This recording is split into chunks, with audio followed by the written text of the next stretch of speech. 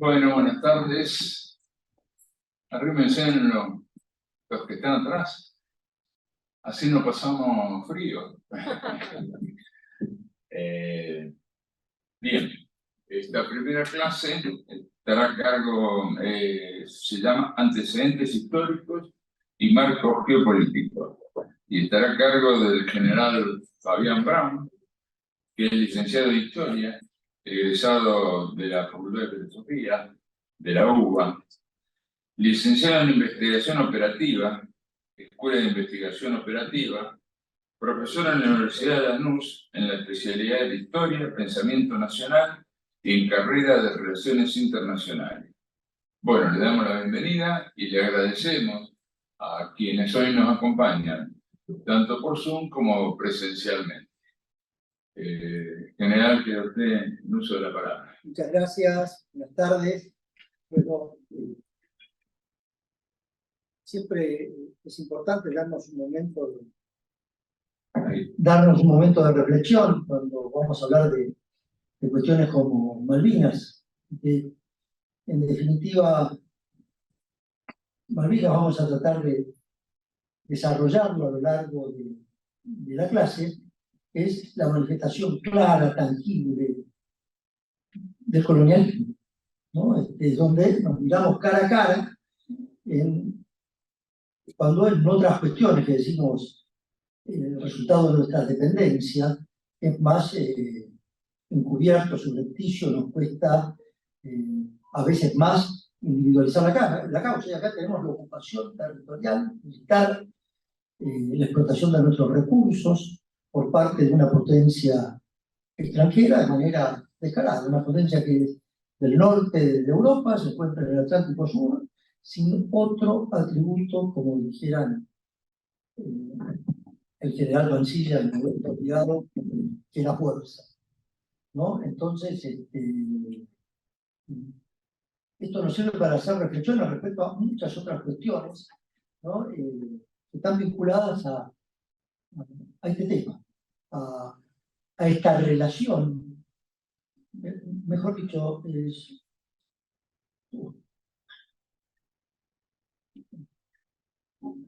Bueno, bienvenidos los compañeros que se han acercado, que llegaron así. Cuando los españoles se encontraron con América, y en esto quisiera hacer un homenaje, ¿no? A un luchador, a un intelectual de la liberación de los pueblos, a un orgullo, ¿no? Para los argentinos, como fue Enrique Dussel, que falleció en estos días. Y la muerte de Dussel, la filosofía de la liberación y todos los planteos fueron un aporte clarísimo, un aporte importantísimo para el desarrollo de un pensamiento propio, ¿no? Por parte de los sudamericanos, ¿no? Por parte de esa América profunda, que debe expresar su reflexión anticolonial de manera muy distinta a como lo hacen los asiáticos o como se hace en Europa. Por supuesto que hay un colonialismo europeo en Asia. Es una lucha norte-norte muy distinta a nuestros problemas, porque tanto en la India, en China, la colonización europea fueron enclaves que no afectaron la existencia de una civilización india, de un lenguaje indio, o de un lenguaje chino y una civilización china. Acá, en cambio, la llegada del europeo implicó otro montón de cuestiones en donde pensar lo propio siempre se hizo mucho más complicado, ¿no? Hace poco alguien nos decía, los argentinos bajamos de barcos, se sigue con reflexiones similares a esta, ¿no? América, como decía Scalabrini Ortiz, es una entidad multígena, ¿no? En donde la diversidad es la identidad, ¿no? La diversidad de todos los que llegaron a conformar algo nuevo, pueblos originarios, los pueblos africanos que llegaron con la esclavitud, más los europeos fueron conformando una matriz distinta. que se llama Matriz Distinta, es la americana, en donde, como muy bien se marcó desde el principio de este pensamiento americano, la opresión fue siempre un núcleo central de reflexión respecto de la relación de los países centrales respecto a los periféricos. Y en esto, bueno, vamos a hacer una reflexión con respecto a Malvinas, porque Malvinas es un gran articulador de la historia argentina en relación a que la presencia de los ingleses fueron vitales para la definición de nuestra identidad antes y hoy. Bueno, en principio, nuestro continente tiene, se nota, podríamos apagar alguna de estas luces. Tres grandes espacios geopolíticos. El primero es el Caribe, pasaje bioceánico, el principal pasaje bioceánico del mundo. Esto afecta a México fundamentalmente. No es el canal de Panamá por donde pasa la masa del tráfico marítimo, pasa por México. El segundo es la Amazonía, mayor reserva de biodiversidad del planeta, mayor reserva de agua dulce de América del Sur. Fíjense ustedes cómo el Brasil siempre planteó una gran preocupación, si bien son más de 7 países los que conforman son parte de la región amazónica. El Brasil es el que lograba manifestar con mayor claridad que tanto norteamericanos, Naciones Unidas y europeos hablaban de la Amazonía como un lugar en el mundo que no fuera parte de Estados, ¿no? Es una región donde... Y el tercer gran espacio geopolítico es el Atlántico Sur. Fíjense ustedes cómo la Cuenca del Plata es un gran articulador el espacio entre la cuenca amazónica y el Atlántico Sur. Por eso, siempre, desde el momento que llegó la primera expedición europea acá, la expedición de don Pedro Mendoza, terminaron fundando Asunción del Paraguay. Terminaron entrando a la profundidad del continente. Vamos a tratar de ver un poco esto. Justamente lo tenemos acá. Desde la profundidad del continente se fueron fundando las ciudades, se fue articulando el territorio. Fíjense la similitud de las dos fundaciones, Santa Fe y Buenos Aires, por Juan de Garay. Es desde Asunción hacia la boca, hacia la salida en el Río de la Plata, cómo se va a terminar articulando el territorio. Vamos a fijarnos también algunas características de esto. El Río de la Plata. El Río de la Plata tiene particularidades que debemos observar, que hacen y que influyen mucho en la relación que siempre ha tenido la banda oriental con el resto del país, por decirlo, por el resto del Río de la Plata. El río Uruguay es un río que acarrea arena. El río Paraná acarrea sedimentos. El río Paraná termina conformando ese delta fenomenal. Las aguas que vienen hacia la banda occidental, digamos, del río, son dificultosas para instalaciones portuarias.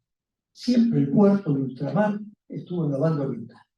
Desde la colonia, hoy el puerto de Montevideo es el gran puerto, ¿no?, de exportación de la región. Si los más viejos recordamos, el general Perón en el 73 nos planteaba la construcción de un puerto pactando con el Uruguay en la banda oriental. Hoy ese proyecto lo tienen las cerealeras y otros, no lo tenemos nosotros ya. ¿Tu cámara? No, mi micrófono tampoco. Siempre la relación de Montevideo con Buenos Aires fue competitiva a lo largo de toda la historia. Una relación geopolítica competitiva. Hay un choque de intereses entre uno y otro. En la colonia, los barcos ultramar llegaban a Montevideo y por cabotaje pasaban a Buenos Aires. ¿Qué es Buenos Aires? La puerta del territorio. ¿No? Es la puerta del territorio.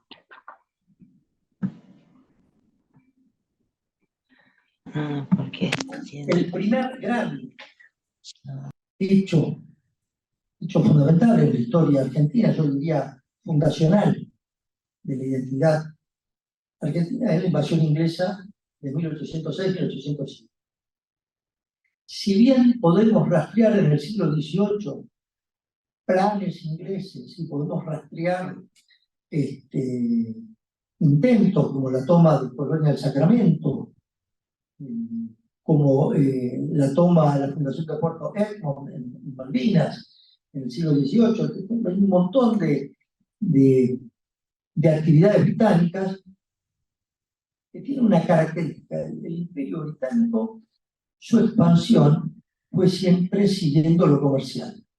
Entonces, la fundación de las Indias Orientales y las Indias Occidentales, esas compañías eran las que llevaban las fuerzas militares que el Estado sostenía muchas veces de manera, no siempre sin conflictos entre ellos, ¿no? Pero esta es la forma que copiaron, si se quiere, de los holandeses, ¿no? De realizar su proyección hacia Asia y hacia América. Pero esta invasión que se va a producir durante las guerras napoleónicas va a ser una profunda sorpresa para el imperio. Según la información británica, Buenos Aires era una ciudad donde no se quería el español, donde no, las relaciones con España eran malas, que querían libre comercio. Esto lo decían los comerciantes británicos, más los espías, más lo que llamaban en esa época el Partido de la Independencia. Voy a contar una pequeña anécdota. En el año 2006 donan al ejército argentino el regimiento de Highlanders, que son los descendientes de uno de los regimientos que había participado en la invasión inglesa, que había sido un regimiento veterano de la guerra napoleónica, y aún no realiza permanentemente recreaciones de esas batallas en Europa. Entonces viene el Highlander, viene con un uniforme de Highlanders y nos dice: la causa de la independencia americana en toda América era un problema de intelectuales y de niños bien, menos en el Río de la Plata. En el Río de la Plata, la causa de la independencia fue el resultado de un levantamiento popular contra nosotros. Y las invasiones inglesas fueron eso, fueron una pueblada. Fueron una pueblada. Cuando los ingleses toman Buenos Aires, inglés huye y va a Montevideo. El gobernador de Montevideo, Ruy Huidobro se llamaba, dijo: y si me hago cargo de recuperar Buenos Aires y fracaso, veamos que otro trata de liberar la capital y veamos qué pasa. Cuando Liniers cruza de Colonia a Tigre, por esa zona, va con cerca de 1000 efectivos. Los ingleses serán 1500. Pero a medida que va avanzando de Tigre a Chacarita, de Chacarita a Tigre, hasta lanzar el ataque final el 12 de agosto de 1806, ese ejército era imposible decir cuántos efectivos tenía. Los chicos arrastrando los camiones, las mujeres haciendo fue una reacción popular fenomenal, fenomenal. Tanto es así que cuando se rinde Belfort, esta foto que debería ser una foto, debería ser un cuadro fundamental de la historia argentina. En esa ocasión, Liniers le acepta la rendición a Belfort y acuerda con Belfort que los ingleses se reembarcan y se van, que juran que... Y el Cabildo de Buenos Aires se reunió y dijo, estos presos al interior del país, ¿qué es eso? Y los mandaron presos. Entonces, la situación de Inglaterra, que no era tomar Buenos Aires, Inglaterra vino a tomar la América Meridional.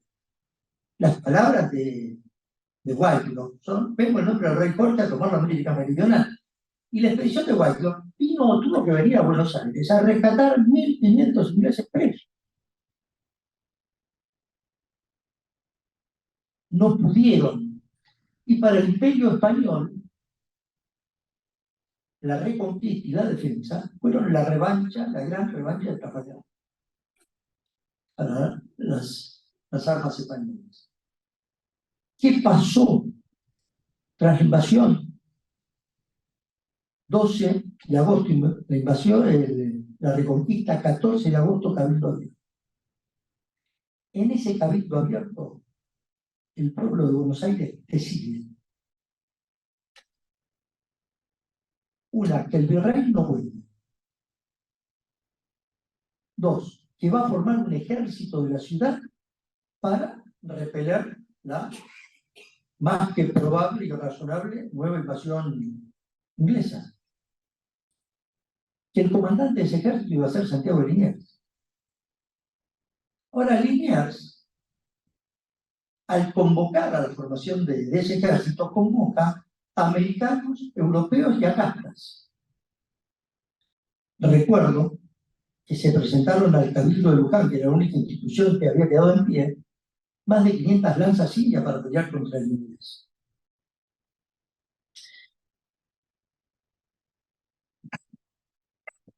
Liniers va a tomar otra medida absolutamente disruptiva de todo el orden político del virreinato. Va a decir que los regimientos se van a formar por origen del nacimiento, los americanos por un lado y los europeos por otro. Pero a su vez, que cada regimiento va a elegir sus jefes. Los jefes fueron electivos. Saavedra no era el jefe de los patricios.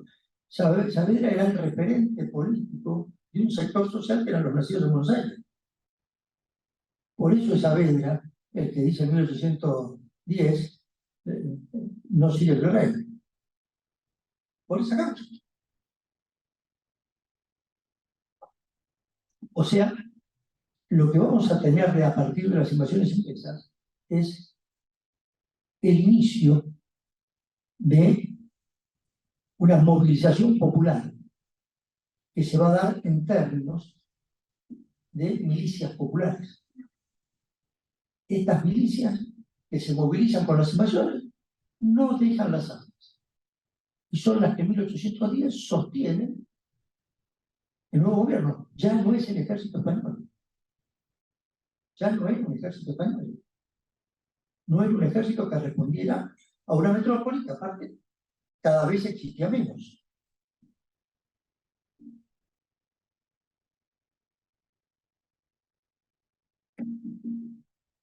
A partir de esta situación, los ingleses comienzan una proyección hacia el Atlántico Sur. Cuando lo toman preso a Napoleón, ya tenían la isla de Santa Elena. Para proteger Santa Elena, van a tomar Ascensión, la recordamos mucho por Malvinas, y Cristal de Acuña. Ya habían tomado antes el Cabo de Buena Esperanza a principios de 1806. Fíjense cómo van iniciando esta proyección hacia el Atlántico Sur.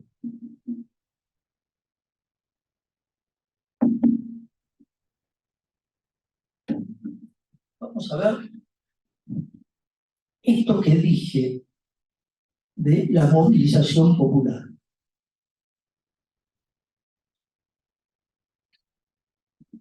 es la forma de organización social. El conflicto se manifiesta tal cual es la sociedad. Una guerra, una sociedad la hace como es. Una sociedad industrial de masas hace una guerra industrial de masas. La Primera Guerra Mundial, la Segunda Guerra. ¿Qué está pasando acá? ¿Qué está pasando al principio del siglo XIX? En el derecho de gentes, en la concepción del Estado que se va formando en Europa, en la modernidad, el poder viene de Dios al pueblo y del pueblo al rey. ¿Qué pasa cuando desaparece el rey? ¿A dónde va el poder? Al pueblo. ¿Qué es el pueblo a principios del siglo XIX en el Río de la Plata? El pueblo son los pueblos. Y los pueblos son las ciudades con cabildo, que es donde el pueblo tiene instituciones para manifestarse y gobernarse. Es así que el Cabildo de Buenos Aires toma una decisión que es romper, en 1810, echar al representante del rey porque no tenía representatividad. Ahora después empieza un proceso que es José Artigas, el primero que va a empezar a manifestarlo, bueno, con el mismo criterio que Buenos Aires asume su soberanía, las distintas ciudades con cabildos van asumiendo su soberanía sostenida por la movilización popular. Esto es Artigas, esto es Güemes, y esto va a ser después inmediatamente Santa Fe, Córdoba, todas las provincias que van a ir iniciando un proceso de formación de una identidad que es la provincial. Y esto empieza acá, esto empieza en este periodo. ¿Quiénes son el modelo centralista?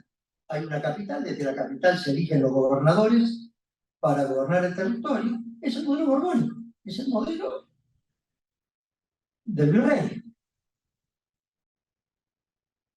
Acá, cuando sacaron al virrey, creyeron que sacaban al virrey, seguían ellos, y esto es igual. Y los pueblos fueron manifestándose de otra manera. Este modelo centralista borbónico es el Partido Unitario, es la herencia de los Borbones. Y a esto tenemos que agregar otra cosa, que Buenos Aires no solo es la capital política, sino es el puerto. ¿Y al puerto quién van? Los ingleses.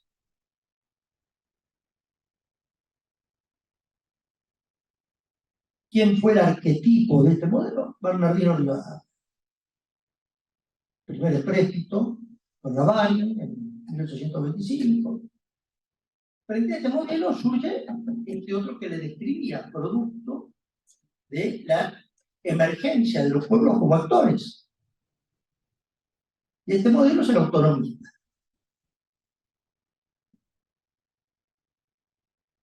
Y es el modelo que va a dar vida al Partido Federal.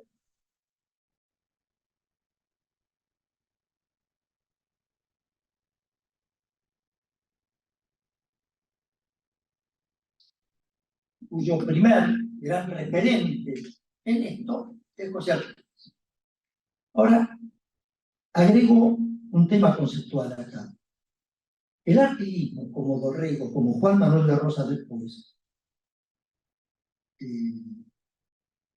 van a tener una importante influencia del pensamiento republicano o agrario de Estados Unidos, particularmente de Jefferson y de Hamilton.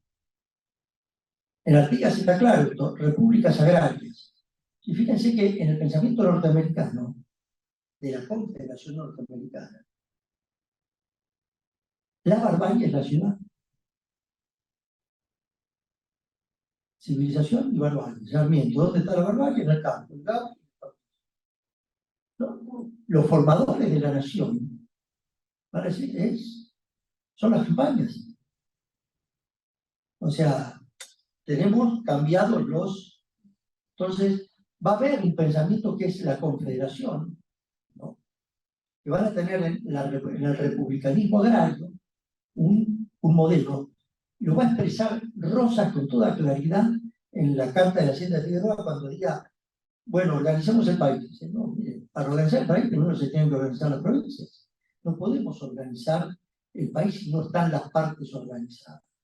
Y esto, bueno, es la lucha que se fue dando en esos años entre un modelo europeo, ¿no? Y un modelo de origen americano que va a ir encontrando no solo en los pueblos y en los cabildos, sino también en otros ejemplos que están sucediendo en el mundo, ejemplos. Ahora, este modelo, que es el Virreinato del Río de la Plata, vamos a ver cómo sufre un proceso de fragmentación a partir de la lucha de la independencia, en donde Inglaterra no es ajena a lo que pasa. Primero se va a separar el Paraguay en 1811.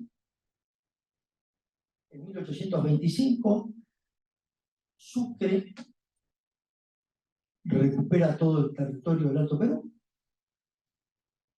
y manda una nota al Río de la Plata diciendo devolvemos las provincias pertenecientes al Río de la Plata, y Bernardino Rivadavia manda a contestar, no la queremos, que hagan su vida. 1828, después de la guerra con el Brasil, Rivadavia vuelve a firmar un pacto humillante por el cual el Brasil, el Uruguay pasa a pertenecer al Brasil. Ahí hasta fue tan indignante que hasta Inglaterra intervino, porque tampoco que Inglaterra que el Uruguay quede para Brasil o quede para Argentina, y nace el Estado independiente de la banda oriental, que mató el sueño de Artigas. ¿No? Artigas siempre quiso la gran confederación de pueblos. Y finalmente, en 1833, los británicos toman Malvinas, ¿no? Pero del virreinato, tras la guerra de la independencia y las primeras luchas, este va a ser la fragmentación que va sufriendo el territorio. Acá deberíamos, los argentinos no tenemos que tener un pensamiento donde decimos somos los herederos del virreinato. No todos somos los herederos del virreinato. Y la construcción de la gran Unión Sudamericana tiene que ser producto del respeto de la identidad de los pueblos. Entonces, nosotros vamos a ir conformando ese gran espacio, esa nueva reunión de los pueblos sudamericanos con los uruguayos, con los paraguayos, con los bolivianos, respetando estos procesos históricos y estos procesos de identidad nacional. Esto es lo que tenemos que ir logrando, no pensar que son parte del virreinato y que deberían volver ahí. Debería ser tiene que ser un pensamiento más superador y respetando las identidades nacionales, porque en definitiva este es un tema. O sea, Abelardo nos decía la guerra de la independencia nos fragmentó, y habría que ver si es así. Los procesos históricos y la lucha de los pueblos tienen sus tiempos, ¿no? Porque éramos uno en la esclavitud, éramos uno en la dependencia del Imperio Español. Entonces, acá hay cuestiones culturales, cuestiones históricas que hay que ver, que esta unidad que está en el ADN de todos los pueblos sudamericanos hay que reconstruirla sobre la base de las identidades y el respeto de las identidades.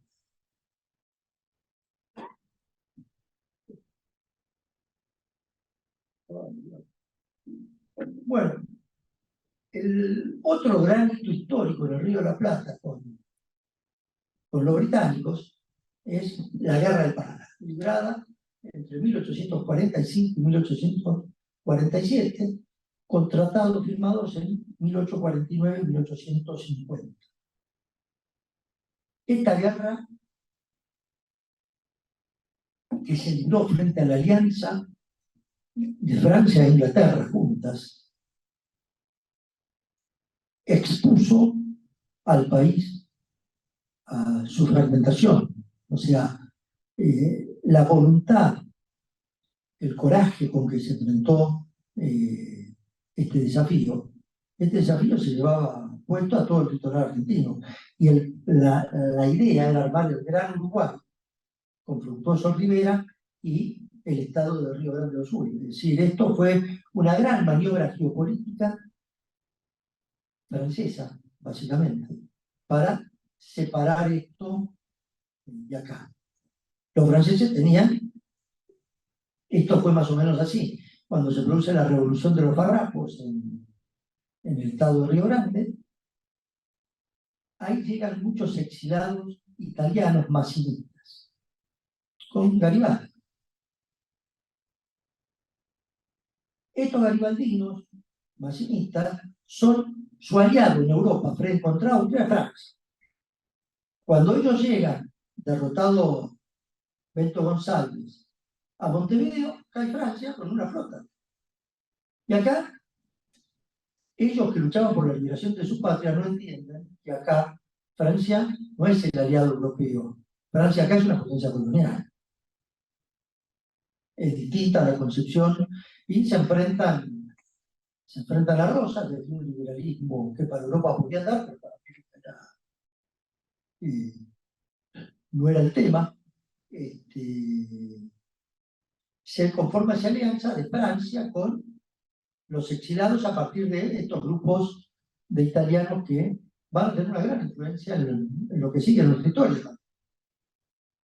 El tema es que esta flota anglo-francesa va a recibir una dura lucha en la Vuelta de Obligado, una lucha que va a tener gran repercusión en Europa, que no se supo manejar muy bien, en donde San Martín fue un actor importante, pero esa lucha siguió durante 2 años, con varias batallas, ¿no? En Ramallo,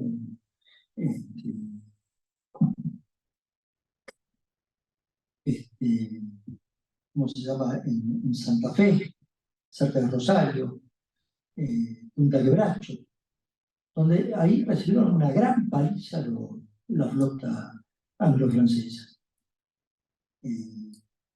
Rosas gana la partida, pero no había actuado todavía el tercer actor, el Brasil. Entonces, no había actuado porque Inglaterra no quiso que actúe en esta alianza con Francia. Lo separaron. Y tenía miedo a Inglaterra a las apetencias brasileñas. Lo separaron. Brasil va a actuar en lo que va a ser la batalla de Caseros, que significó, bueno, el derrocamiento de Rosas, ¿no? Pero se preservó la integridad territorial que había estado en juego en ese momento. Acá hay varios intereses geopolíticos complejos, ¿no?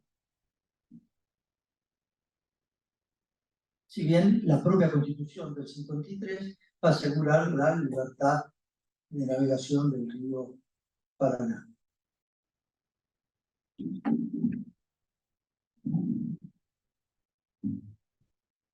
Juan Manuel de Rosas nos decía, bueno, la organización nacional se va a dar cuando las provincias estén organizadas.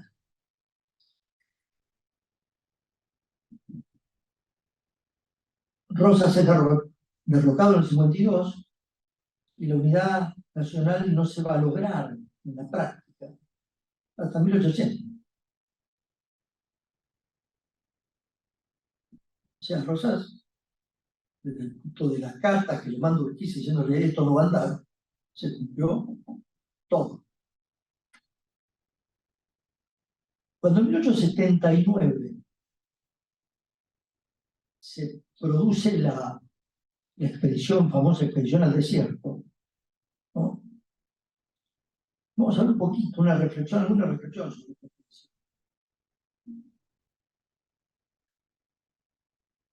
Va a haber un mapa que nos va a permitir, a ver si paso al otro. Este mapa va a poder explicar un poquito mejor el problema geopolítico.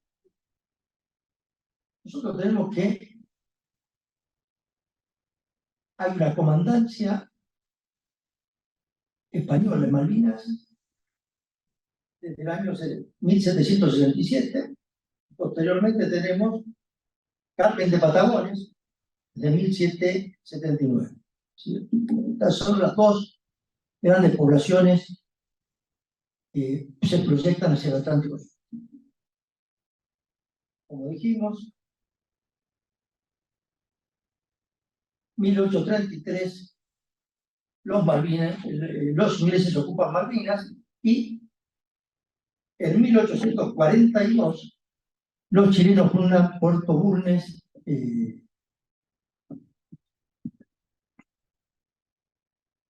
con lo cual durante 50 años los únicos que van a estar ahí son los ingleses. Durante 50 años los ingleses van a estar ahí y van a estar en el estrecho hasta con un banco inglés, ¿no? Este Puerto Bulnes va a ser Punta Arenas, la ciudad actual de Punta Arenas, que es la ciudad del estrecho.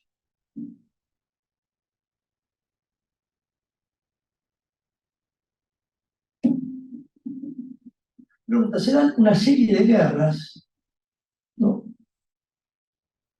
Los chilenos fundan Puerto Bulnes.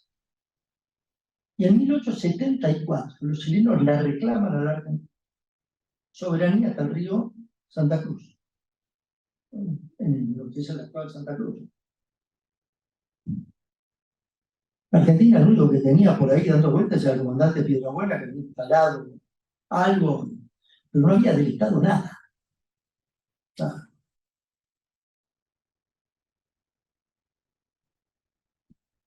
Chile se prepara para la Guerra del Pacífico y en 1878,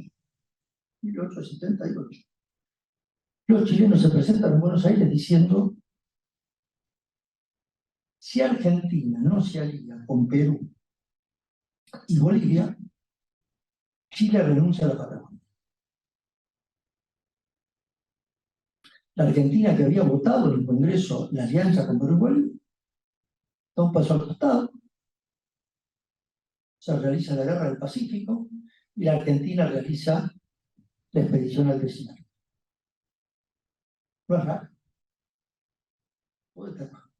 Toda esta pinza de movimiento, firmamos el Tratado de 1881 con la fórmula: Chile nada en el Atlántico, Argentina nada en el Pacífico. Yo les muestro a ustedes todos los tratados hechos en Medio Oriente, todos los tratados son con fórmulas parecidas.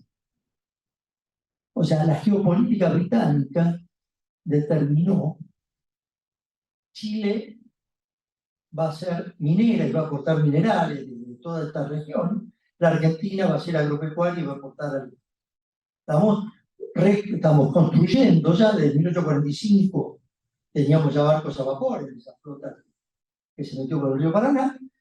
Las comunicaciones a partir del ferrocarril y del barco a vapor son mucho más confiables. La División Internacional del Trabajo, esto que David Ricardo había pregonado de fines del 18, era posible ahora con estas nuevas tecnologías. Era posible que por precios preferenciales distintas regiones produjeran por ventajas competitivas integrándose en un mercado mundial. Primera globalización.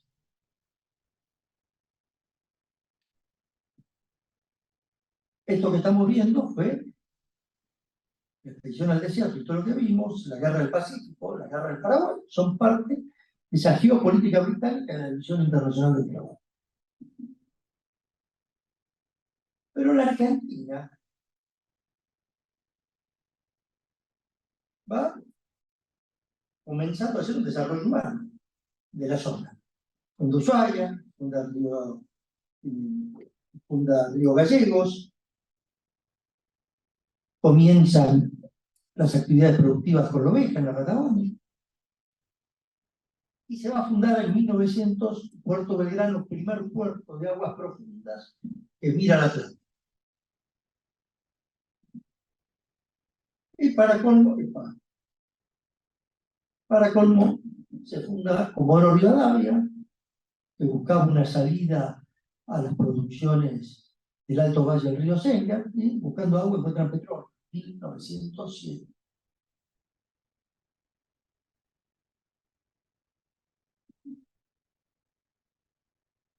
Recién les había mostrado una placa donde estaban Roca y Sarmiento. ¿Por qué la placa? Porque Roca, ministro de Guerra, eleva la memoria de guerra del año 1879 y dice, bueno, con toda esta incorporación de territorios, acá hay que fundar ciudades, se va a desarrollar el comercio, para hacer todo esto vamos a necesitar una flota, además.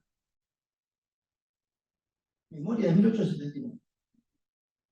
Sarmiento le va a contestar en el diario El Nacional, el mismo, La Nación de Orden, le va a contestar, no, Roca, está equivocado. Primero, no hay nada productivo al sur del río Santa Cruz que valga la pena desarrollar. Mira, todo lo que hay que proteger está acá, en La Pampa. Pero aparte, va a ser una reflexión muy inteligente, Sarmiento. Le va a decir, armadas oceánicas tienen la potencia. El día que construyamos una armada, no vamos a pelear con Inglaterra. Reflexión de Sarmiento, 1870. Cuando uno dice la armada, en realidad no es la armada, en realidad lo que Sarmiento está diciendo es el desarrollo argentino en el Atlántico Sur, indefectiblemente nos lleva al conflicto con los ingleses. O los recursos los explotan ellos, o los explotamos nosotros. Y vamos a ver cómo se fue construyendo este conflicto. Entonces, tenemos esta situación geopolítica de una Argentina que llega a principios del siglo XX con un incipiente desarrollo del litoral marítimo patagónico.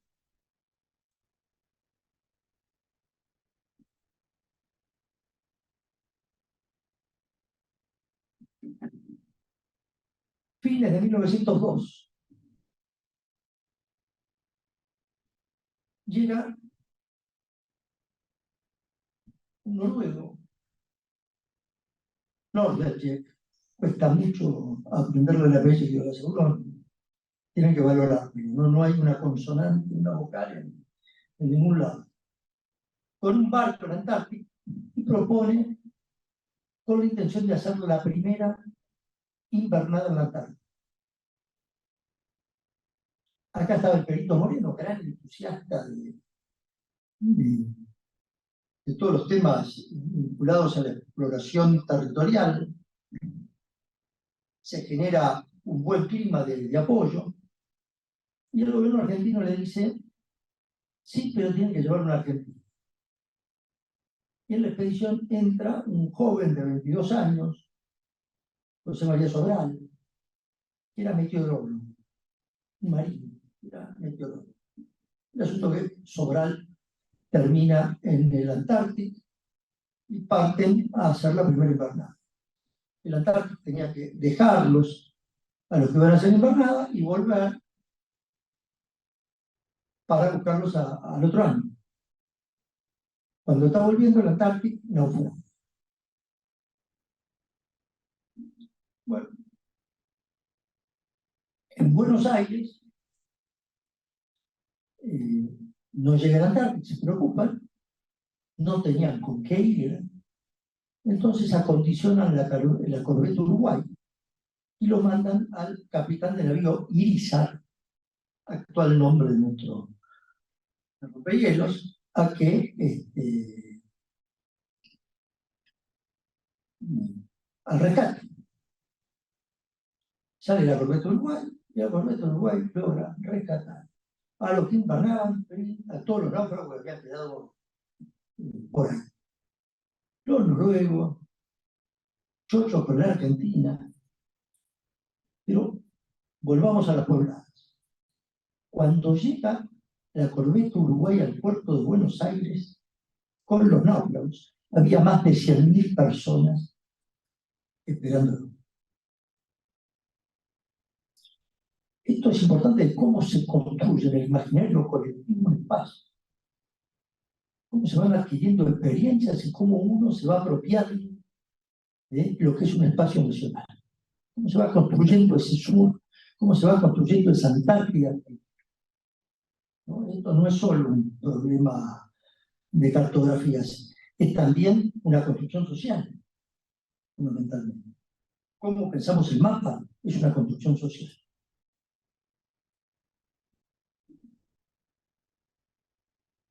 Bueno, ¿en qué termina todo esto? Lamento esto de la luz. Que en el año 1904, terminando el segundo gobierno Roca, la Argentina adquiere una estación meteorológica, gracias a estos noruegos, en las Orcadas, en la isla Lauri, en las Orcadas, debajo del paralelo 60, es decir, dentro del casquete antártico. Ponemos un pie en la Antártida, 1904. Recuerden esta fecha. En esta fecha comienza. Teníamos un conflicto por Malvinas, teníamos una disputa territorial por Malvinas y acaba de comenzar una disputa territorial por el Atlántico Sur. La respuesta inglesa no se hace esperar. Al mismo tiempo que está pasando esto en la Antártida, perdón, en la isla Lauri, la Compañía Argentina de Pesca está comenzando sus operaciones en Georgia, capitales privadas. Los ingleses ven uno, ven otro, y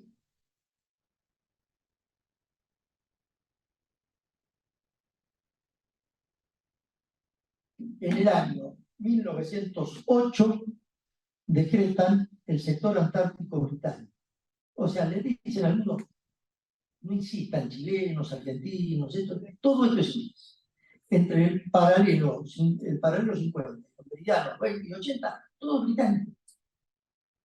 Todo británico. O sea, la Argentina pone un pie en la isla Lauri y detrás de eso, ¿no?, está la respuesta inglesa. Empezamos en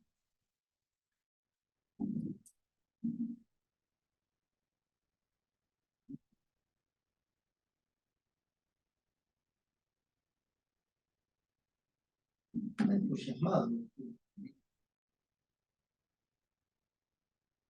Bueno, año 1927, los ingleses se quejan por actividades argentinas en Georgia. La Argentina pregunta, ¿y por qué las Georgias son inglesas? Y porque estamos en Malvinas. Ah, no, Malvinas son argentinas, las Georgias también son argentinas. En 1927 empezamos a reclamar las Georgias y en los 40 empezamos a reclamar las Sandwich. Este es el mapa que se enseñaba en la Argentina en 1940. Fíjense que no está el sector antártico, más de la mitad del país son territorios nacionales. Yo, para que tomemos dimensión de la magnitud del cambio que implicó el peronismo.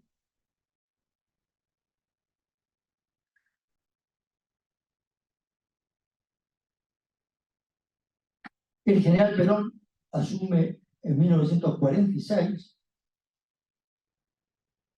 el 4 de junio, ¿no?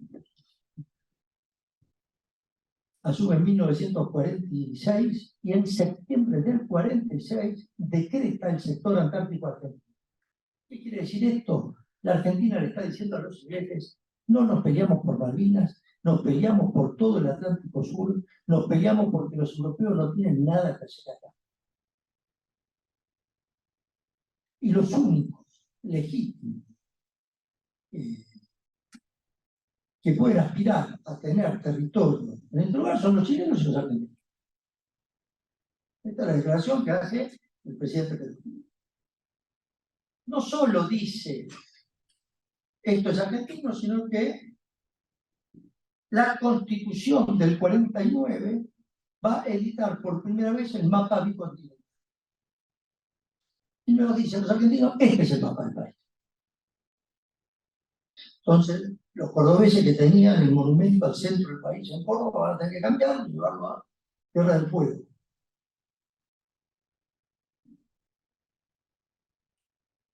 Ahora bien, la estrategia de Perón de proyección de la Argentina bicontinental, la otra cara de la moneda es el Tratado de Lodz. No hay Argentina bicontinental sin Alianza Unión Sudamericana. Y Perón avanza fuertemente con Chile, pero en 1953 renuncia Getúlio Vargas a la presidencia de Brasil, se va a suicidar en el 54, Getúlio, y ahí es donde va a naufragar, ¿no? El proyecto del Tratado del ABC y el proyecto de estos grandes líderes sudamericanos que aspiraron a esta gran alianza que implicaba el Tratado del ABC. En donde decía Argentina, Chile y Brasil solas no pueden, tienen economías complementarias, deben unirse en esa gran alianza que proponía. Fíjense que la caída de Getúlio va marcando el camino hacia el 55, es decir, el 55 no pasa, porque sí pasa en un continente en donde la construcción de espacios nacionales estaba sumamente debilitada ya. Pero Perón va a continuar, no solo vamos a decir que la Antártida nosotros vamos a ocuparla. Y en esto el coronel Pujato va a lanzar su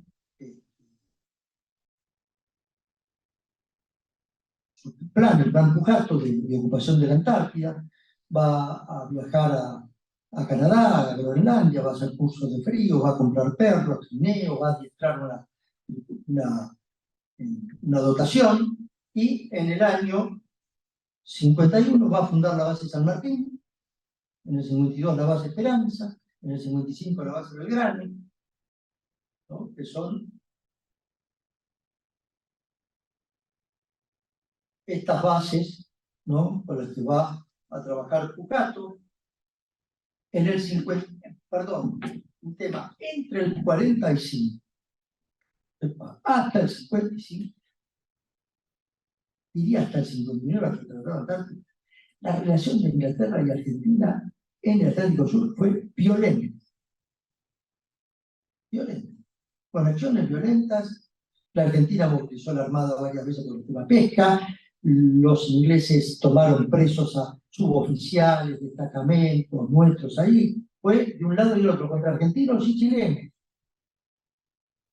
Contra argentinos y chilenos. El Tratado Antártico vino a poner el paraguas de sacar disputa de soberanía en la zona. Pero la relación entre... Y en esto a veces Inglaterra y Estados Unidos son aliados, pero Estados Unidos sacó a Inglaterra de varios lados durante estos periodos que son el periodo de la decolonización en el mundo, ¿no? Recordarán que Francia va a perder todas sus colonias en Asia, e Inglaterra también va a tener que dejar la base existente. Estas son las actividades que se realizan en la Antártida. Dependiendo de la provincia de Tierra del Fuego, hay una escuela, hay una radio, los científicos trabajan, los vemos acá, el Hércules o los rompehielos es el San Martín. Y abajo tenemos una de las grandes proezas, que fue el general Leal, llegando al Polo Sur en el año 65. La Argentina tiene 5 bases permanentes y 6 transitorias, es el país que más bases tiene en la Antártida y es el país más antiguo con bases permanentes en el casquete antártico.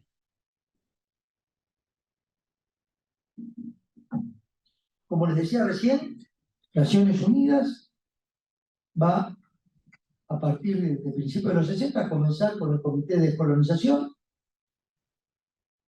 Y este comité de colonización en el año 65 va a definir el conflicto Malvinas.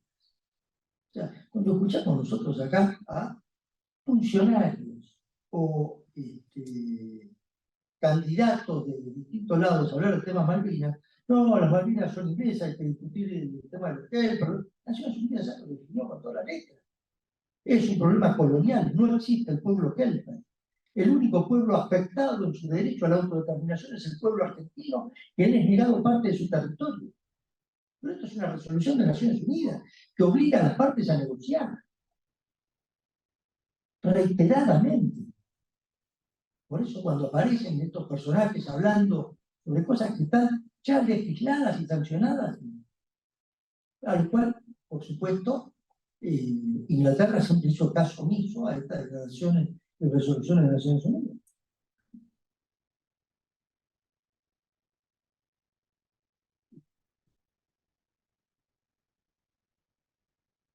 Esta es la resolución, la 2065 del año 65, ¿no?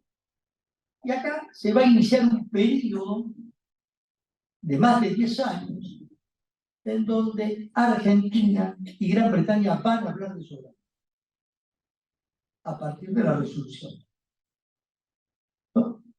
Van a hacer varias propuestas, ¿no? Va a haber un memorándum de entendimiento en el 68 respecto a esto. La Argentina va a iniciar actividades en Malvinas. Se va a hablar de un arrendamiento, se va a hablar de 2 banderas, se van a hablar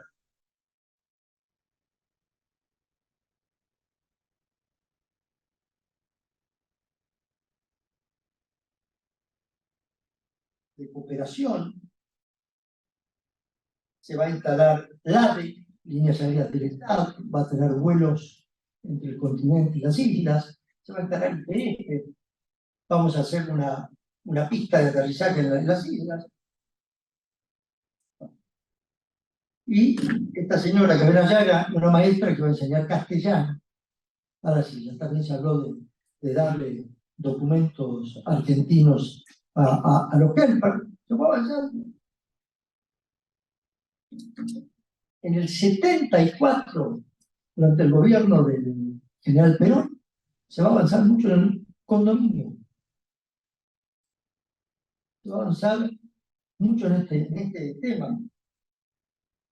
Todo este tema que recién decía.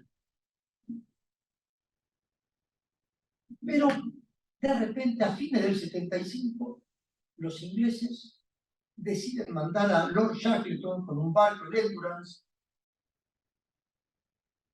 para constatar un informe en una universidad donde hablaba de los recursos que podían sostener las islas. Y ahí va, y ese informe dice, informe Shackleton, va a decir que las islas están en una región ictícola de una riqueza fenomenal y que esa región también es continuación, geológicamente, del área patagónica austral, por lo cual es dable a creer que haya petróleo. A partir de ahí cambia el switch. Inglaterra, nunca más se habla de soberanía y aparece una palabra mágica, maravillosa, que es la cooperación. ¿Qué entienden los ingleses por cooperación? Que la Argentina tiene que cooperar en que ellos exploten los recursos naturales. Esta es la idea de cooperación. En el medio de esta estrategia se va a dar la guerra. ¿Por qué la guerra? ¿Cómo la guerra?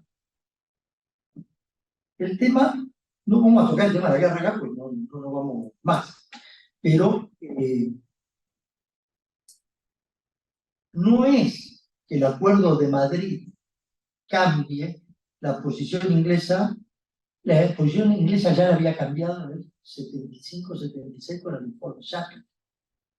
Lo que va a hacer el Pacto de Madrid es darle la forma institucional a una Argentina no solo derrotada en las islas, sino ya derrotada en su modelo económico productivo nacional a partir del proceso.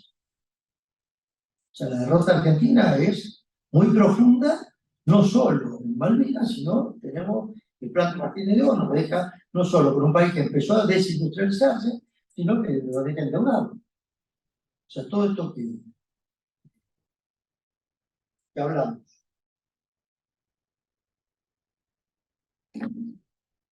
El Acuerdo de Madrid, que se va a dar en 1989, 90, son varios acuerdos, se dan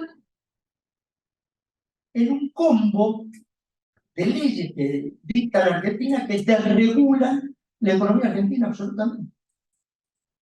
O sea, perdemos el control acá, en este periodo perdemos el control de la hidrovía, perdemos el control del comercio exterior, destruimos Selma, destruimos el ferrocarril de carga, destruimos todo.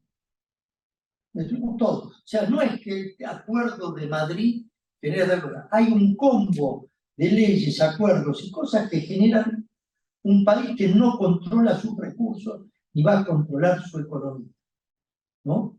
Con un Estado cada vez más incapaz, que lo vemos. Gobierno tras gobierno, como esto. Fíjense, incluso el Tratado de Asunción, que debería ser una integración de 4 países, en realidad la integración de las petroleras y las cerealeras, ¿no? Ahí, de ese tratado va a surgir el Tratado de la Hidrovía, el Acuerdo de Transporte Fluvial de la Hidrovía, Paraná y Paraguay, ¿no? Que transnacionaliza la navegación de la hidrovía, metiendo a Uruguay, que no es estado ribereño del río Paraná. O sea, meten cosas que no tienen nada que ver dentro de esto, ¿no? Y en el final del tema está la concesión EMEPSA, que fue lo que se habla de hidrovía hoy. En realidad, cuando hoy discutimos la hidrovía, lo único que estamos discutiendo es una licitación de quién hace el dragado y balizamiento. Pero no estamos discutiendo la naturaleza del problema que tenemos ahí. Es mucho más grave, mucho más profundo, mucho más complejo. Este es el Acuerdo de Madrid, que termina creando, ¿no?, una zona económica exclusiva que tenemos ahí, que es lo que genera la cantidad de flotas que tenemos pescando en esa región, ¿no? Más la prospección petrolera que han realizado en todos estos años los ingleses, que no han podido pasar la etapa de producción por la inconstancia de los precios del petróleo. Pero si no, tienen todos. Esta es la base militar que tienen.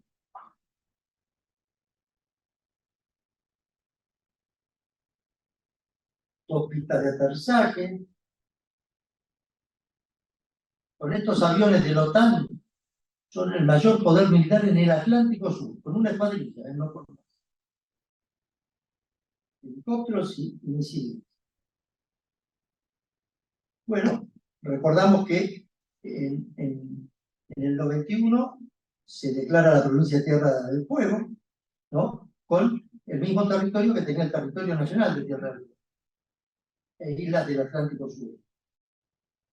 Cuando uno va a Tierra del Fuego, lo primero que les ponen, el Acuerdo de Madrid limita la soberanía y la integridad territorial de la provincia, ¿no? Es la única provincia donde deben conocer el Acuerdo de Madrid. La conozco. Bueno, la Constitución Nacional, donde nos dicen que la cláusula transitoria, ¿no? Perdón, donde es irrenunciable para nosotros el tema de la cuestión Malvinas. Y en el 16 vamos a por Adol y Duncan, que es un acuerdo medio, para los ingleses es un acuerdo entre estados, acá se le dio a conocer como una relación informal de 2 viceministros. En lo concreto, volvemos a una actitud cooperativa con los ingleses. Podríamos definir la democracia en actitudes cooperativas, en actitudes donde negamos cooperación a los ingleses, ¿no? Hasta el 2005, en que se suspende el subcomité de pesca, la relación era cooperativa, ¿no? Y volvió a ser cooperativa a partir del 2016. No sé, en este gobierno, la verdad, con todo el lío que hubo, no tengo ni idea cómo se avanzó o no, pero está cada día más complejo el tema del Atlántico Sur porque tenemos a Greenpeace diciendo el agujero azul, tenemos las áreas marítimas protegidas, tenemos una cantidad de cuestiones que al margen del problema de disputa territorial complejizan más todavía la relación. En definitiva, este es el territorio argentino. Un tercio del país, en nuestro norte, un tercio de la región central, un tercio de la Patagonia, un poquito más.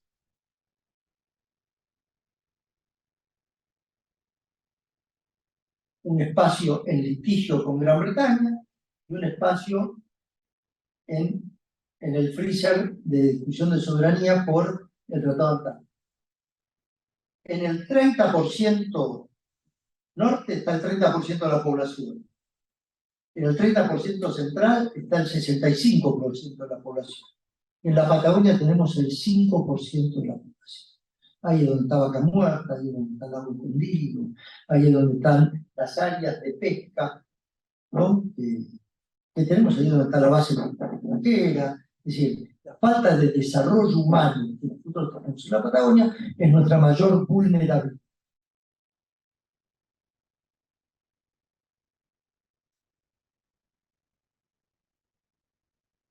Nuestro espacio marítimo, que lo vemos azul en el mapa, en realidad es así, ¿eh?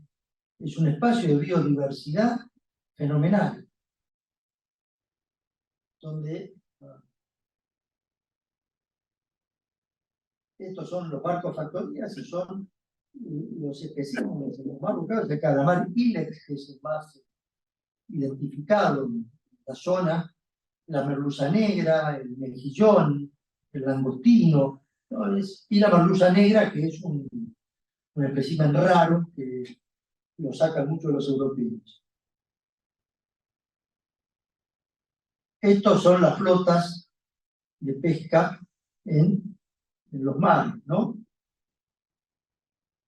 Hay varias en internet que pueden buscar y está bien desarrollado, ¿no? Estos son las áreas petroleras con las empresas, ¿no? Ahí, por supuesto, tenemos a la Rockhopper, pariente cercano de BlackRock y todo son los mismos intereses. Cuando ustedes ven quiénes son los que hacen todo en todas partes, siempre están los mismos fondos de inversión con las mismas empresas petroleras. Son todos grupos integrados, trust, que manejan los mismos intereses, los bonos de la deuda, todos los mismos muchachos. En el año 2019, antes de irse Macri, hizo una licitación de áreas de prospección petrolera, de las cuales 7 fueron adjudicadas a empresas inglesas. Y muchas de estas limítrofes con el área con la zona económica exclusiva británica. Bueno, esta es nuestra estratégica provincia de Tierra del Fuego, que está a 800 kilómetros de la Antártida y 3.000 de Buenos Aires. Ahí tenemos una industria de armado de componentes, que está ahí, cuando debería desarrollarse con los recursos que sí tiene, ¿no? Y digo que Tierra del Fuego tiene que ser la gran base logística de la Antártida. Río Gallegos tiene que tener puertos que permitan, ¿no?, la reparación de buques, que permitan todo lo que tenga relación con la Antártida, no solo la nuestra, el mundo. Tiene que tener una industria de abastecimiento de necesidades antárticas. Turismo, ¿no? Más pesca y... Sí, pero tenemos que desarrollarla con la explotación de los recursos que tiene, tenemos que ser los mejores en eso. Si no lo hacemos nosotros, lo van a hacer los ingleses de Malvinas. Eso está en juego ahora, la articulación territorial con la Antártida. O la hacemos nosotros, o la van a hacer otros. No tenemos tanto tiempo.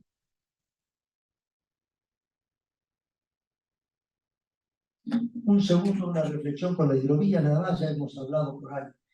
La vía navegable de 3.500 kilómetros, desde el estado de Mato Grosso hasta el Río de la Plata, ¿no? Tenemos, a su vez, 47 represas energéticas, entre ellas la más grande del mundo, Itaipú. Es la segunda reserva de agua dulce de América del Sur.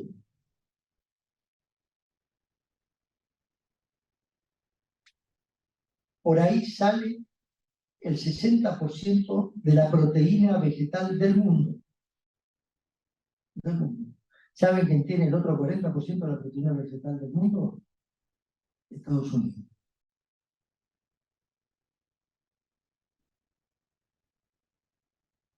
Pero somos un país de aguas abajo.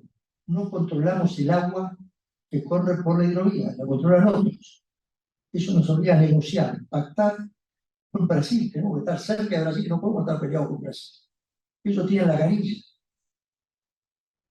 Entonces, nos obliga a negociar.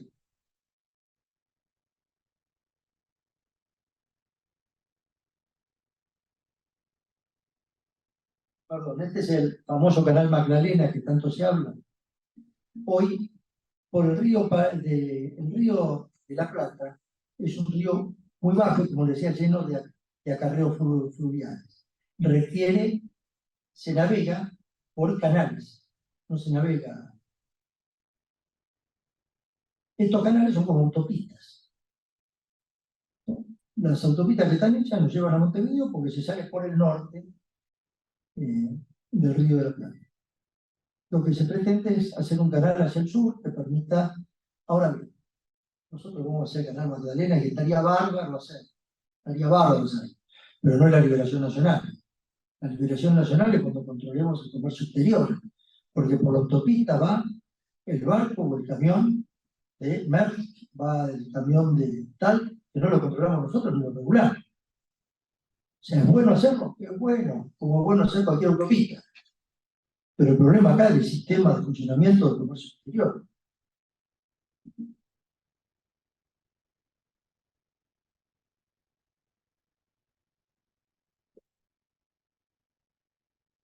No sé qué pasó.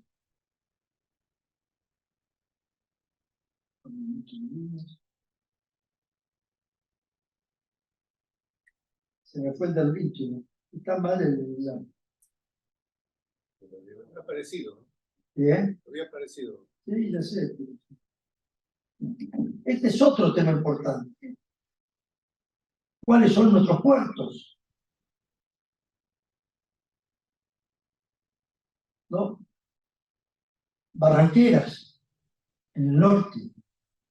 Los puertos de Rosario, de Zárate. Bahía Blanca, un puerto estratégico, San Antonio. El puerto que necesitamos sí o sí en Tierra del Fuego. No podemos hablar, cuando se habla de la hidrovía, no podemos hablar que hay un problema de competencia entre el puerto de Buenos Aires y el puerto de Montevideo. Los rosarinos se ponen del lado de Montevideo, les aviso ya, se alinean ahí. Tenemos que dejar de hablar de Buenos Aires para hablar, cuando hablamos del puerto, de todo el país y de integrar a todo el país en un proyecto de país.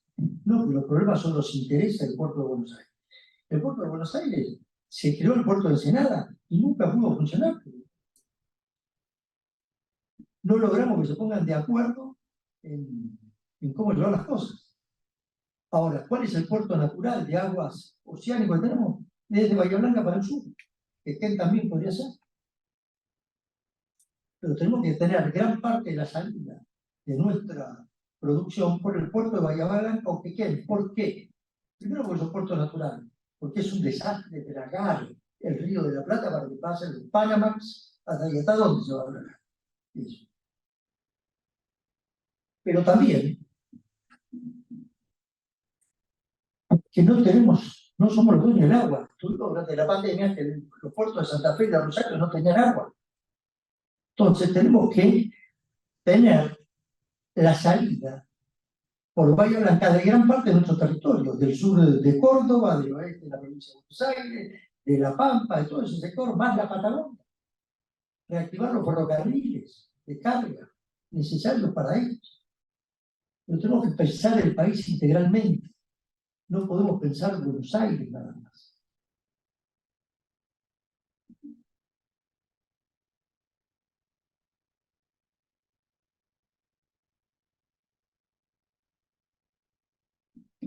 cuando pensemos la Patagonia la tenemos que pensar así.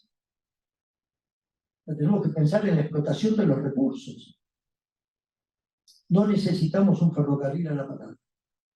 Tenemos el mar argentino para hacer un transporte marítimo que, acondicionando los puertos, desarrolle las cosas, la logística que se necesita para el desarrollo de Patagonia. Hay que desarrollar los puertos y hay que tener presencia en el mar. No estamos en el mar. La soberanía es nuestros recursos, la explotación de nuestros recursos, producción nacional y trabajo argentino. A eso agregado el conocimiento.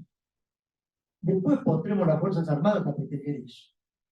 Pero si no hay producción, trabajo y protección de nuestros recursos y conocimiento, desarrollo de nuestro conocimiento, no hay soberanía. Vamos a recuperar las Malvinas y vamos a estar más cerca de la Antártida cuando la construcción social argentina de la Patagonia no lo permita. No va a ser víctima. Esa es nuestra fortaleza. Estamos ahí. Estamos a 800 kilómetros. Por eso, más tarde las Malvinas vuelven. Y vuelven porque están ahí, están a 500 kilómetros de acá, ya 11.000 de Londres. Será más largo el proceso histórico, veremos, pero esto vuelve. Y esto es lo que le dijo Mao a Kissinger en la reunión. Vamos a recuperar Taiwán. ¿Cuándo? El año que viene. El año que viene. Bueno, el año que viene, dentro de 100 años. Está ahí Taiwán. Eso es China. Y las Malvinas en Sudamérica. Necesitamos un litoral marítimo con puertos, con una flota naviera, con flotas pesqueras argentinas que generen frigoríficos en los puertos, que generen toda una industria relacionada a la pesca, con talleres que den a la industria naval lo necesario, base petrolera o nuestra, como llegamos a tener alguna con YPF, o puesta por otros, no sé, ¿no? O las energías alternativas que se requieran. Pero, como se decía ya en el siglo XIX, solamente el desarrollo humano y la construcción social argentina nos van a hacer soberanos de esa área. Y la falta de desarrollo nacional en la Patagonia es consecuencia de los acuerdos de Madrid también. No es casualidad. Nada de esto es casualidad. Y no es para enojarse con los ingleses, para sacar los sombreros. Pero si nosotros, cuando digo nosotros, si el movimiento nacional no toma sobre su espalda la idea de la planificación, la idea del proyecto nacional, no lo dejó el general Perón escrito, tenemos que retomarlo y ver cómo se lo actualiza. Pero tenemos que dejar de... ya hemos perdido bastante tiempo, que murió Perón hasta ahora, en no retomar el proyecto histórico del país. Y las consecuencias son estas: 40% de compatriotas en situación de inseguridad. Es esto. Es esto. Y a esto le tenemos que poner fin en algún momento. Recuperando un proyecto de país. Un proyecto que, insisto, está escrito. Está escrito, nos lo dejó escrito. ¿Es posible? Por supuesto que es posible. Por supuesto que es posible. Y es más, hasta creo que las condiciones internacionales en realidad son favorables. Pero debemos de... A ver, por supuesto que nadie duda de la legitimidad de las agendas de derechos individuales y de minorías. Pero si esas agendas no están acompañadas o a la misma altura de derechos sociales y de construcción social y de desarrollo nacional, quedan vacías. Nadie discute que son derechos genuinos y que hay que respetarlos en tal sentido, pero tienen que estar acompañados de la construcción de los derechos sociales y de la construcción de un proyecto de país. Si no, eso beneficia a los intereses que no quieren un país, que tienen a nuestro pueblo sojuzgado en la situación que lo tiene. Y creo que ya lo sabemos todos. No es, me parece que que es evidente, que es manifiesto y está en el discurso de casi todos los compañeros, de manera que uno habla de esto, son temas de reflexión. Así que me quedo con esta frase del general Perón, escrita en la década del 50, de la necesidad de que la viabilidad de todo esto no es un tema solo de los argentinos. Este proyecto de los argentinos es un proyecto hermanado con el resto de los pueblos sudamericanos, ¿no? Y separados somos indefendibles y lo vemos. Entonces, bueno, muchas gracias y...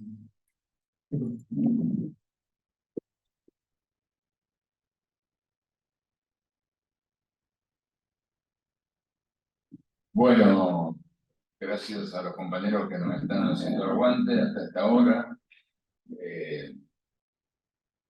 Si algún compañero quiere hacer una pregunta, le pedimos que sea pregunta, en el sentido de lo más concisa, lo más clara posible. Sí. Usted habló 2 veces, mencionó la expedición al desierto. ¿Se escucha? Sí, te escucho. ¿Por qué lo llaman expedición al desierto? Porque no fue una expedición y además, porque las consecuencias derivadas de esa ocupación de un territorio que lograban otras comunidades, otros habitantes, dejemos de lado moral, ética, etc. Entonces te podemos dar el micrófono.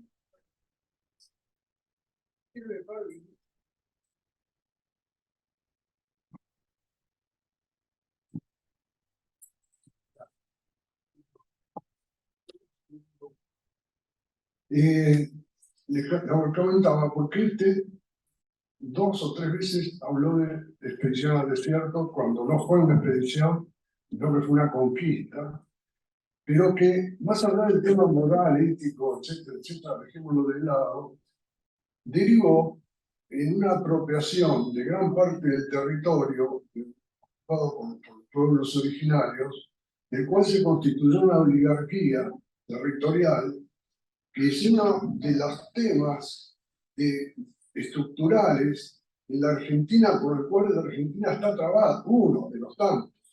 A diferencia de Estados Unidos, donde las tierras que se conquistaron a los indígenas norteamericanos que habitaban aquellas tierras, hubo una cierta democratización de entrega a población. Y acá en realidad es una apropiación, donde fíjese las consecuencias, ¿no? ¿En serio me dicen que en Estados Unidos fue una masacre? No, no me entendió. Yo no digo que no hubo una masacre. Estoy diciendo que luego de la masacre hubo un reparto de las tierras. Miren, cuando repartieron las tierras, tuvieron la mala suerte que se la dieron en un lugar que encontraron oro. Y, ni bien encontraron oro, aparecieron todas las caravanas. Pero, no, a ver. Pero se concretamos acá. A ver. Yo lo que quiero decir es esto. Primero, las relaciones blanco-indias en Argentina con los pueblos originarios no es la conquista del desierto ni la expedición al desierto. Son más de 400 años de interacción en donde en el ejército de Roca había tantas lanzas amigas y tribus amigas como del lado de, usted dice, pueblos originarios, había blancos de todo tipo y color, de caciques del ejército chileno, del ex ejército español, de todo lo que habían corrido acá, de las luchas civiles. Los indios participaron en toda la lucha. En la batalla de la Verde, en 1874, ¿no? Catriel le va a decir a Mitre, cuando Mitre manda el ataque contra el ejército de Roca, al tercer ataque Catriel le decía, che, este está loco, vamos, no. Y se va Catriel dejándolo a Mitre solo. Pero en Rosa, en los ejércitos de Urquiza. Entonces, todos habían lanzamientos. Participaron en todas las cuestiones nacionales. Me parece eso de dividir. Es bastante nuevo esto de dividir los indios por acá y esto por allá. No fue así. No fue así. Ahora, que fue violenta, que el pobre, que el gaucho perdió la tierra, que el indio perdió la tierra, totalmente que sí. Pero fue un tema de, lo que usted dijo, de una oligarquía que se quedó con las tierras. Estamos totalmente de acuerdo con eso. Estamos totalmente de acuerdo con el orden injusto que se instauró. Ahora, no me lo separen. Si no creo que la Argentina, bueno, será otra cosa, no será la Argentina eso. Si la conquistamos, no es la Argentina. ¿Qué es? Porque tiene razón entonces las organizaciones ambientalistas europeas, serán, no sé, si salgo de la bandera argentina me perdí.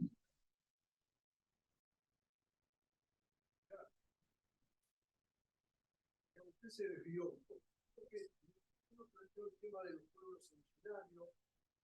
Me planteaste una conquista. Claro, el tema es una conquista real que dejo de lado el tema teológico, político, etcétera, sino que no fue una expedición, sino que fue una conquista, de ocupación del territorio. Sí. A ver, ¿cuál fue mi planteo? ¿Cuál fue mi planteo? A ver, ¿quién necesitaba las tierras? ¿Cuál fue mi planteo? Los ingleses. Los ingleses planificaron esto. Yo dije eso, los ingleses planificaron esta distribución geopolítica. Los chilenos con el metal, nosotros con el tema. Para eso había que incorporar las tierras. Y el gaucho y el indio quedaron en el escalón más bajo de relaciones, que se apropiaron con las tierras, que crearon los latifundios. Totalmente de acuerdo. Totalmente de acuerdo. Ahora, dicho esto, digo, el pobre en la Argentina quedó en el escalón más bajo. No distingo si es indio o si es gaucho. Es el pobre en la Argentina. Y nosotros luchamos por los pobres. No lo divido en otra cosa. Lo otro, las culturas originarias de los pueblos originarios es parte de la identidad nacional. Somos eso. Tampoco la separan.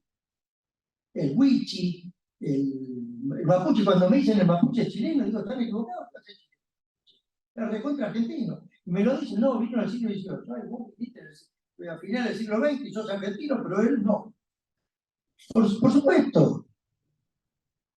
No, este tema dividido, yo lo que no comparto, a ver, yo lo que quiero ser claro es que nosotros tenemos que luchar por los derechos de todos, donde hay una necesidad y un derecho, lo dijimos siempre y por eso tenemos que luchar, ¿no? Por la situación de los pueblos originarios, por supuesto que tiene que haber justicia, que se le tienen que devolver las tierras que se le tienen que devolver, totalmente de acuerdo. Ahora, si me sacan la bandera argentina me perdí, no sé quién me va a dar esa justicia. Perfecto, listo. No me interpretó, es importante. ¿Cómo? Sí, pero no lo estamos tratando específicamente. Pero Es una tiene que ver pregunta. con todo lo que estamos hablando acá. Bueno, La derivación que ha habido de esa situación en la historia política. General, ¿qué tal? ¿Qué tal? Supongamos que no hay Tratado de Madrid vigente. Supongamos, hagamos un juego hipotético. Militarizar el sur, por ejemplo, recreando el Cóndor 2, para subir el gasto militar de Gran Bretaña en las Islas Malvinas. ¿No sería una estrategia complementaria a todo lo que usted dijo o no suma demasiado? Mira, yo no...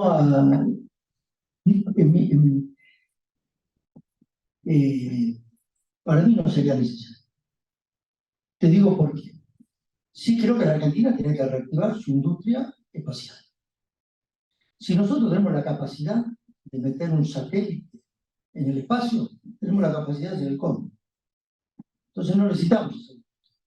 Tenemos que materializar la capacidad, ¿no? Si nosotros tenemos el satélite y manejamos la comunicación y controlamos nuestro territorio, ya lo estamos obligando a ellos a un montón de cuestiones. Lo mismo digo con todo lo otro, con la industria naval, con los puertos, todo. Nosotros somos un país que metimos en los 60 un mono en el paso, que metimos hace 15 o 20 años un satélite. Tenemos esa capacidad, tenemos que volver a darle impulso a la industria espacial. Eso es soberanía. Eso es soberanía. Después, si tenemos el Cóndor o no lo tenemos, es secundario. Tenemos la capacidad de hacerlo, y eso es lo que les importa.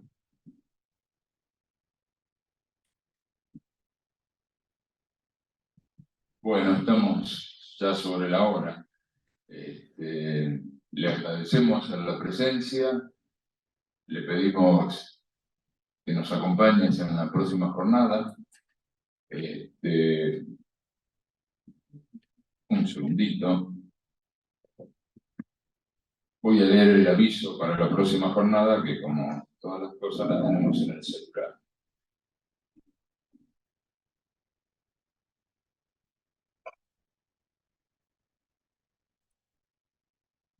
La próxima jornada seguimos los días jueves, como siempre, como a partir de ahora seguimos los días jueves. El expositor va a ser Ernesto Dufour, licenciado en Geografía, docente, investigador, ¿sí? Y el tema que va a tratar es el espacio Malvinas, Antártida y Atlántico Sur desde la dimensión territorial, el espacio en disputa, ¿sí? El compañero es también docente en la Universidad Nacional de Lanús y forma parte del Observatorio Malvinas, que creo que también el general forma parte de eso. Bueno, le agradecemos mucho, le pedimos que nos acompañen, que inviten a amigos y amigables. Esto es un ciclo que vamos a seguir durante este mes y un par de jueves del mes de diciembre, con la idea de retomarlo después, no bien empiece marzo. Bueno, muchas gracias y muy amable y gracias por su posición.